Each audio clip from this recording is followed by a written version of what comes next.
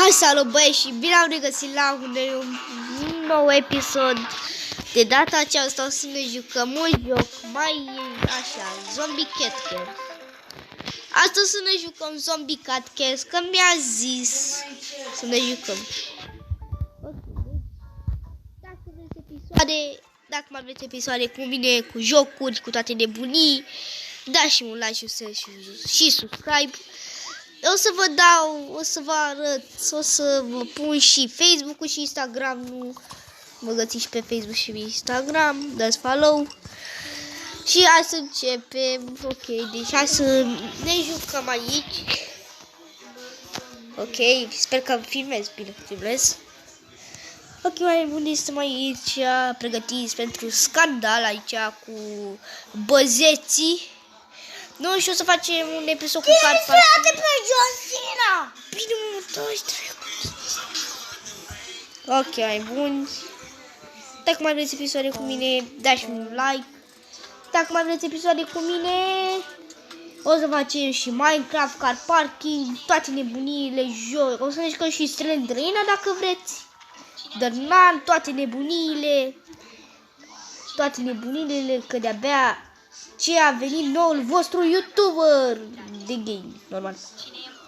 O să ne jucăm aici. Mamă, ce i-am dat. Ok.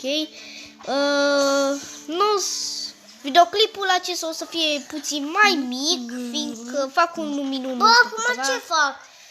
Nu știu. Ok, deci am terminat asta. Mai facem unul și gata.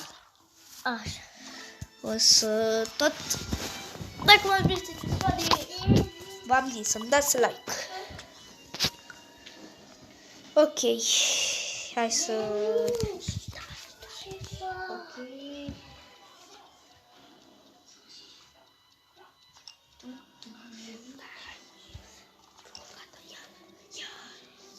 Ok, mai e bun, ok. Hai să începem. Mai facem mai bun una. Și cam atât o să fie și episodul ăsta. Poate o să fac un episod cu Brawl Stars dacă am internet. Dar nu răspunde. Da, și din curcă o să răspundă.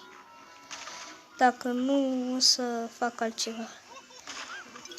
Așa. Poți să vorbești. Poți să vorbești. Vorbește, salutare, zi.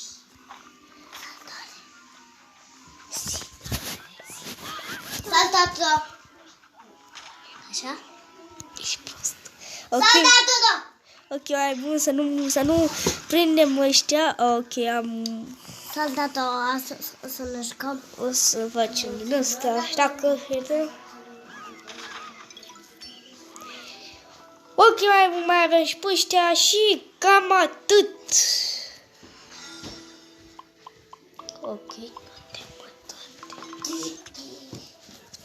și cam atât. Hai să mai e bun să punem aici toate nebunile, toate prostiile.